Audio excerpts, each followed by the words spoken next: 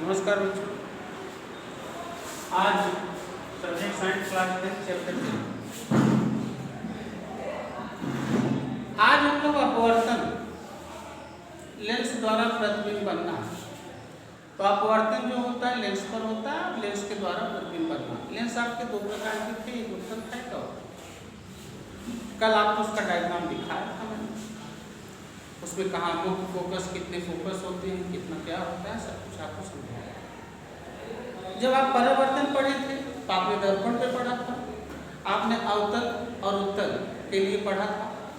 दर्पण के लिए अवतल दर्पण के लिए आपने 6 स्थिति पढ़ी थी, उत्तल के लिए आपने 2 स्थिति पढ़ी थी। अब दर्पण था परावर्तन में, अपवर्तन में भी आपके पास 6 स्थिति और 2 स्थिति है, लेकिन उत्तल के लिए 6 स्थिति है और अवतल के लिए आपके पास 2 स्थिति है। जस्ट उसका उल्टा है, जस्ट उसका उल्टा है। आपको यही समझना। कैसे? अवतल के लिए हमारे पास 6 स्थिति थी दर्पण में। अब अवतल के लिए हमारे पास लेंस में 2 ही स्थिति होंगी। उत्तल के लिए दर्पण में 2 स्थिति थी, अब उत्तल के लिए लेंस में 6 स्थितियां। तो जरा समझो उत्तल दर्पण पर प्रतिबिंब कैसे बनता है। तो मैंने आपको सिखाया था, सेम वही सिस्टम है।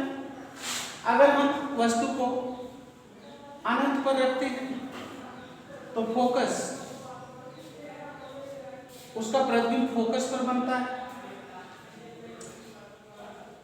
उत्तल लेंस में हम लोग देखिए, उत्तल के लिए 6 स्थिति पढ़ रहे हैं, जब लेंस में पढ़ रहे हैं, जब उत्तल लेंस, जब हम दर्पण में पढ़े थे तो हम अवतल लेंस के लिए 6 स्थिति पढ़ रहे थे। जस्ट उल्टा है, अपवर्तन पढ़ा जा रहा है। तो आप लोग समझ लीजिए, फोकस पर उसका बनता है अत्यधिक छोटा बिंदु का, यही सब है।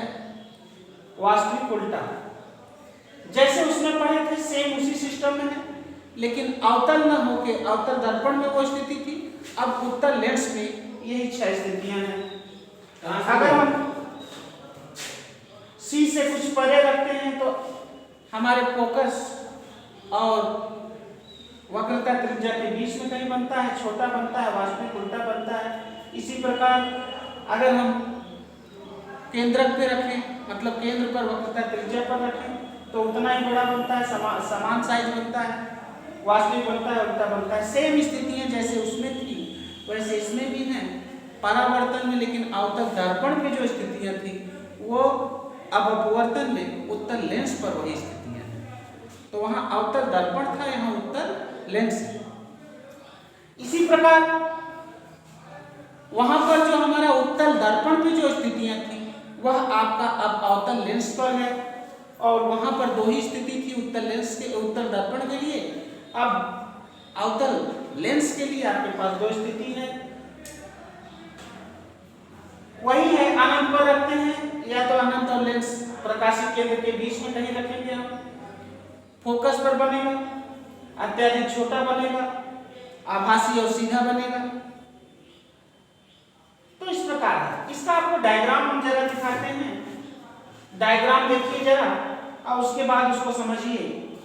ये आपका डायग्राम है, ये आपका उत्तल लेंस पर पहली, दूसरी, तीसरी, चौथी, पांचवी, छठी 6 स्थिति है। आपके पास किताब होगी, आप देखिए उसमें।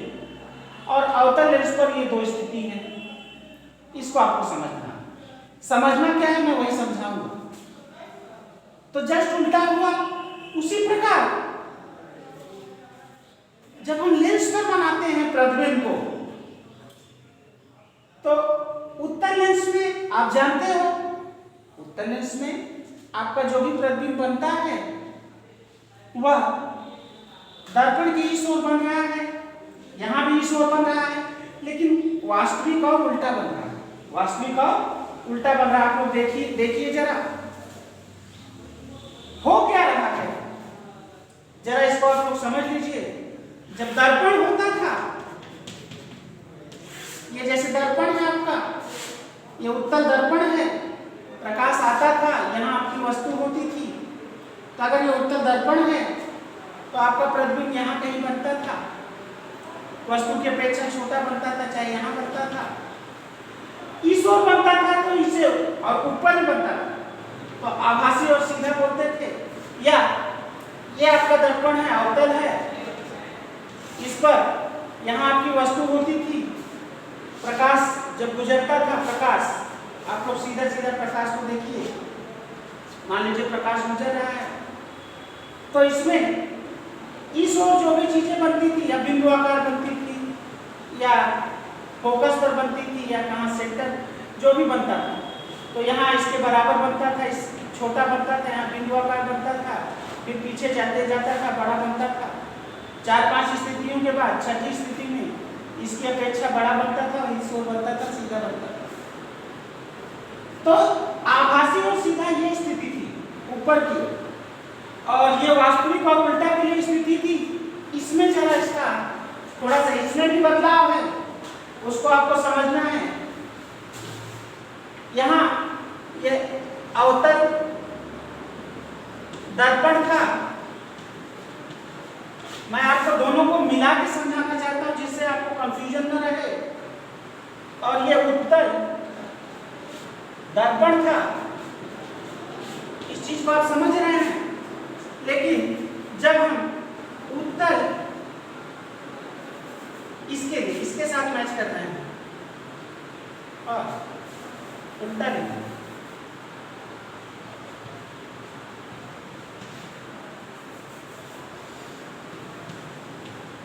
ठीक है, इसके साथ अगर मैच करेंगे तो यहां हमें उत्तल लेंस लिखना पड़ेगा,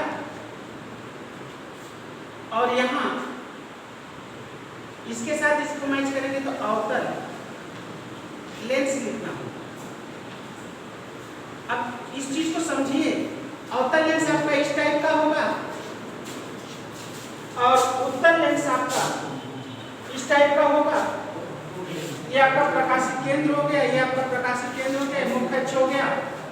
अब प्रकाश आपकी वस्तु इस ओर रहती है, प्रकाश आपका पड़ रहा है, मान लीजिए थोड़ा और ऊपर कर देते हैं हम, ठीक है, प्रकाश ये आपका आगे जैसे पड़ रहा है, तो इसमें इस ओर बन रहा है ना, ये और ये मैच कर रहे हैं।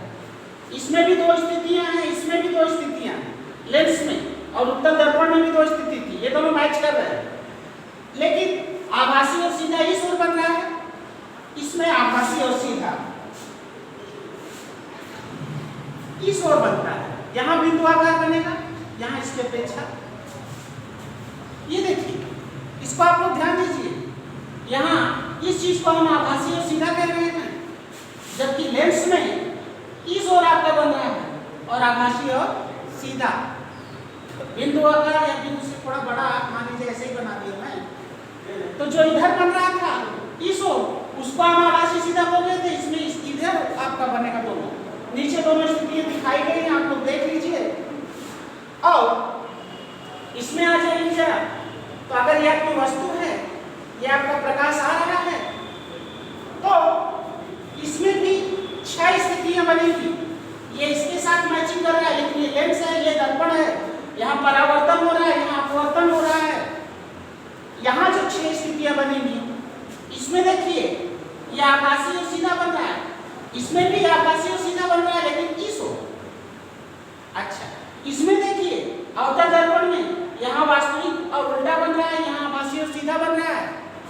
इसमें छठी स्थिति में, इसमें छठी स्थिति में इस ओर आभासी और सीधा बनेगा, छठी स्थिति है। और 5 स्थितियां जो होंगी वो यहाँ बिंदु आकार बनेगा, या उसके अपेक्षा बड़ा, या सेम साइज, या इसके आगे और दो बड़े बड़े। वास्तविक और उल्टा बनेगा, लेकिन इस ओर बनेगा, ना कि इस ओर। मैं ये समझाना चाह रहा हूँ, मैं जो समझाना चाह रहा हूँ आपने समझा होगा।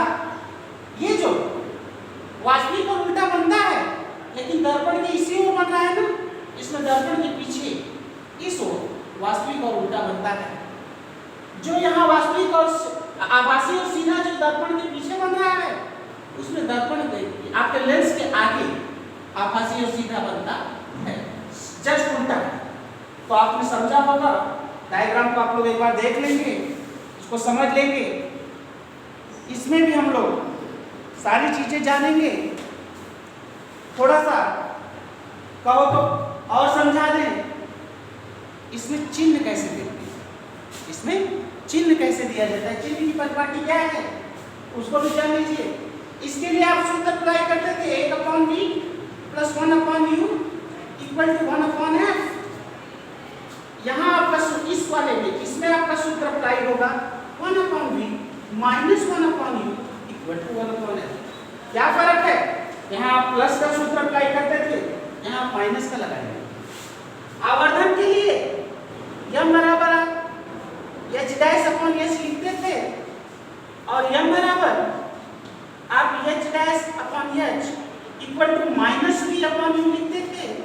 यहाँ पर आप m बराबर h' = v/u लिखोगे, माइनस नहीं लिखोगे। तो ये इसके सूत्र अप्लाई होंगे, इसका सूत्र इस प्रकार बनेगा और कहाँ क्या प्लस करना है, कहाँ क्या माइनस करना है उसको भी हम समझाएंगे। इसके बाद के सवालों को आपको बताएंगे। धन्यवाद।